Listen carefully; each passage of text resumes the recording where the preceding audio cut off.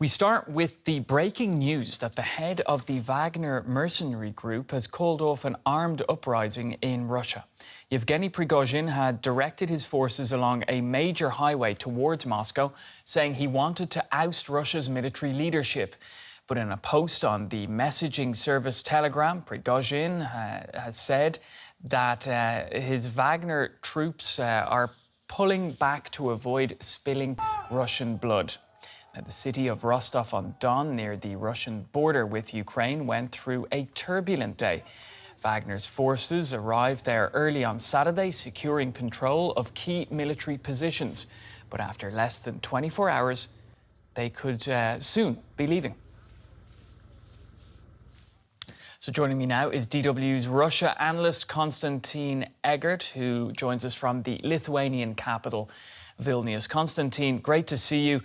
It's been a dramatic day, to say the least, and we're also now hearing developments with regards to Prigozhin.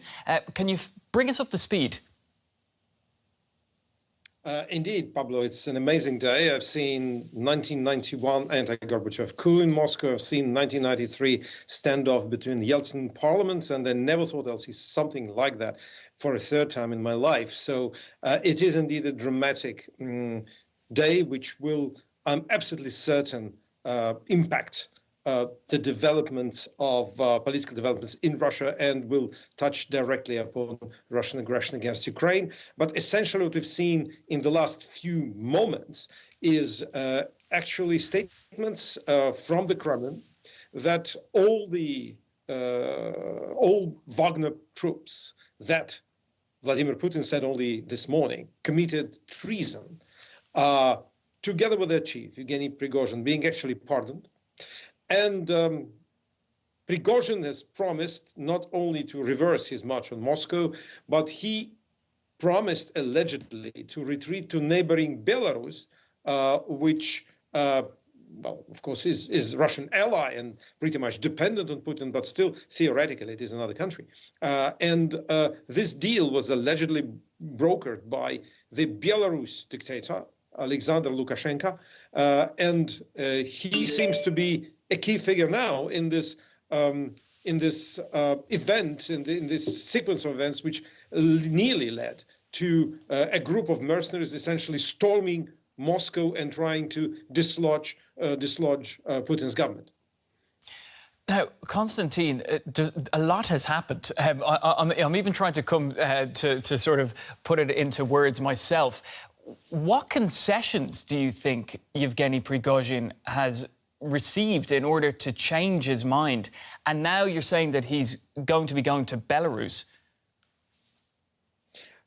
Look, no one knows what concessions he received. Well, in Russia, which is in Putin's system, which is totally corrupt, I would have said money, but I think Prigozhin wants more than money. He's now a political figure, there's no doubt about that.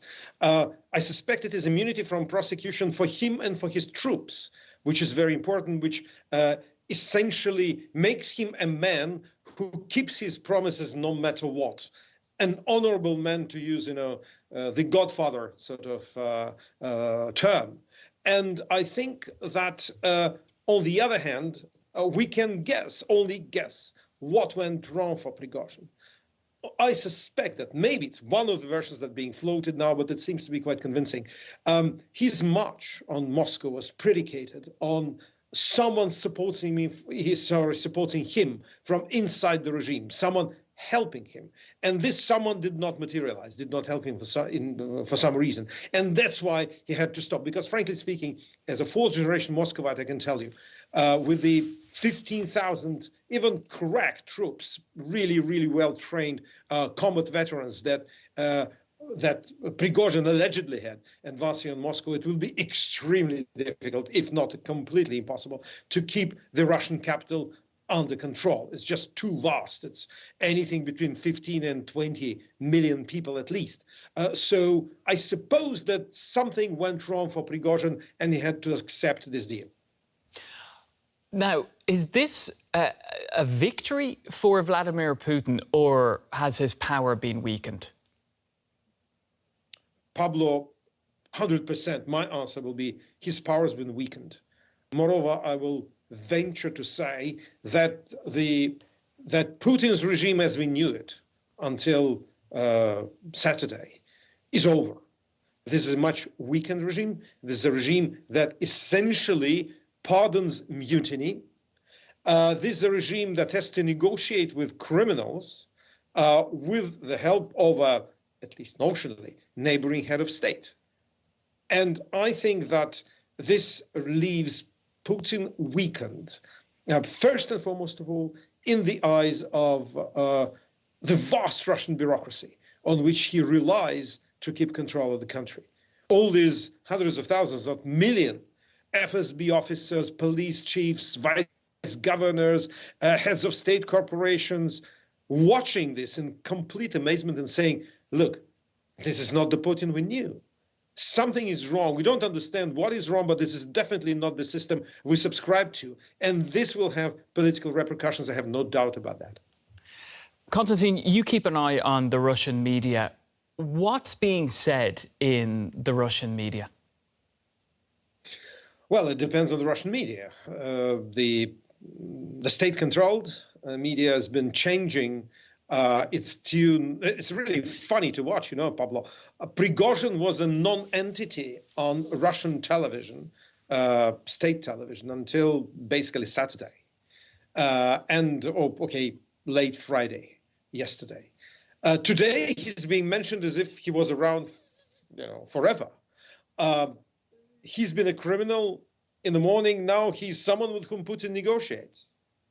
As for the so it is, it actually is really funny to watch how these people are bending themselves out of shape to, you know, to provide at least some kind of semblance of normality.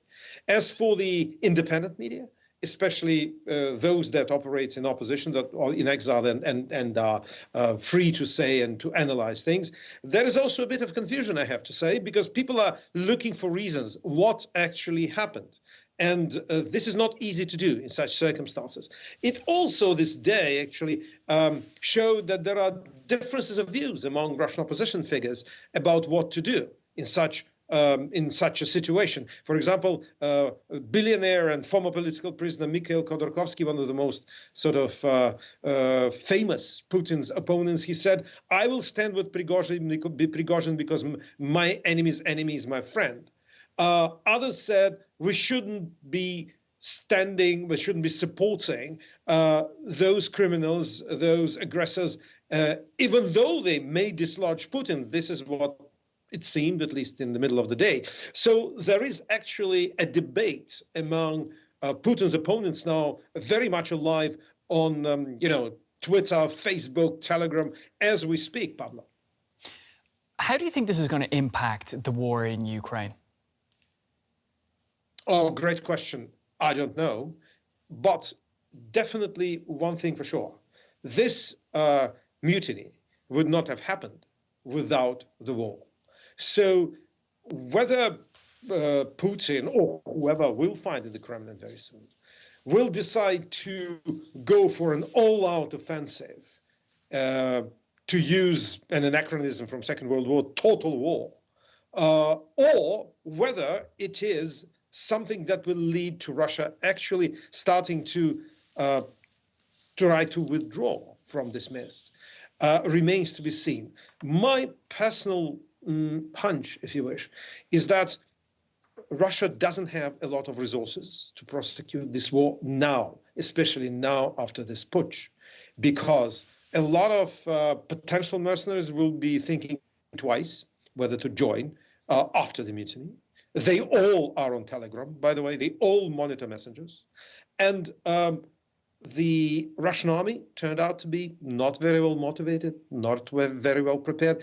Putin can use demographic advantage and essentially fight a completely 1915 First World War style campaign in which he'll be throwing hundreds of thousands of people against Ukrainian positions. But that will mean tens of thousands of coffins arriving in very fast succession. That is not what he wants, because public mood can change very significantly. So my very, very careful initial thought is that probably we'll see some attempt to, let us say, at least limit Russian involvement, pure military involvement in Ukraine. But that, of course, remains to be seen. But I'd say the instinct, I may be wrong, tells me this.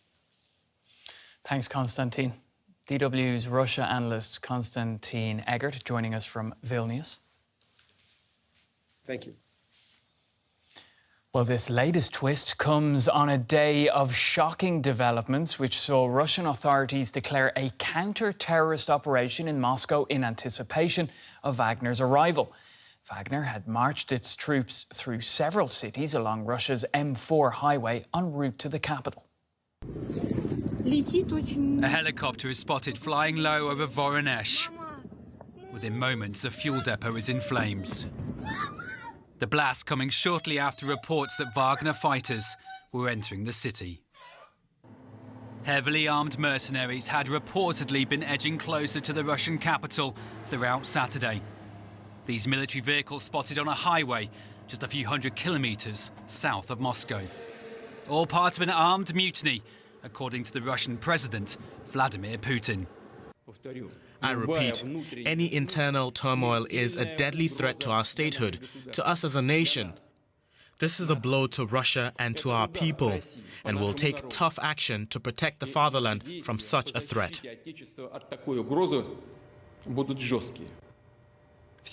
All those who deliberately embarked on the path of betrayal, who prepared an armed rebellion, embarked on the path of blackmail and terrorist methods, will suffer inevitable punishment. They will answer before the law and before our people. The man leading the charge on Moscow, Wagner's founder-in-chief, Yevgeny Prigozhin. He'd accused Russian military of launching strikes on his fighters in Ukraine and deceiving President Putin, moving his troops into the southern city of Rostov-on-Don with a demand that Russia's military top brass come to meet him. They still hope that they can win this war. But as long as there is no management, no military successes, the leadership of the Ministry of Defense is carefully deceiving the president. And the president receives those reports that do not correspond to reality in any way. There are two agendas, one on the ground, the other on the president's desk. But then, with Wagner's troops and vehicles littering the streets of Rostov, an apparent U-turn from Wagner's leader, an order to stop the advance on Moscow and turn around to field camps to avoid any Russian bloodshed, bringing a swift end to an apparent rebellion that threatened to destabilize Russia and the Kremlin. Well, for further analysis, we're joined now by Domitila Sagramoso, Senior Lecturer in Security and Development at King's College London. Thanks for joining us on DW. So, Prigozhin and his Wagner mercenary group are apparently turning back. What do you make of this latest development? Yes, it is quite surprising because a few hours ago it seemed as though he had a sort of a clear road towards Moscow. But it is possible that, the risk of confrontation, I think bridges entering Moscow and allowing his forces to cross and to enter into Moscow had been blown up. So maybe there were logistical challenges that he would have faced. It was clear that there was going to be bloodshed. And probably he thought that this was maybe a more responsible position to take. And maybe he got some kind of guarantees that his voice is going to be heard, that Wagner is not going to be destroyed, which seemed a bit to be the case a few weeks ago when measures were taken to bring the mercenaries of Wagner within the armed forces of the Russian Federation. So he may have gotten some guarantees. It's not clear what they are and how they're going to be enforced. So I think that is a really interesting question at the moment. Yeah, well, the end of this crisis was reportedly mediated by the Belarusian leader Alexander Lukashenko at Putin's request. Looking at that situation, do you think many concessions must have been made, or how do you think this all came about? That would have been my first thought. What did he get in return? I mean, first of all, probably to keep his, Wagner as an independent structure within the armed forces. Maybe also he got assurances that his men are going to be in charge of running the military operation. But I'm thinking of a person like Surovikin, who is a general in the armed forces and who has been someone that Wagner and Prigozhin have been sort of supporting and promoting. So maybe we might see someone like Surovikin, becoming the new head of the armed forces, changes at the leadership with a demotion of Shoigu, the Minister of Defense, which hasn't been seen apparently. Apparently, Gerasimov has been in Moscow at the headquarters of the armed forces, but it is not clear where the whereabouts are of the Minister of Defense, Shoigu. So, maybe he got some kind of deal on that respect, that there would be changes, that there would be efforts not to expend men and equipment in such an irrational way. But it's very hard to see how this will be enforced. And I really find it hard to see how Putin, who has now been significantly weakened, is going to be in a position where he sort of accepts this new realities of Prigozhin strengthened, and that he has to sort of take into account a sort of an alternative, to a certain extent, a center of power. So I wouldn't be surprised if efforts are carried out, against him and Wagner and his leadership in the future. So I think the situation is very complex for Putin at the moment. Is it safe to say that the relationship between Putin and Prigozhin is fractured beyond repair?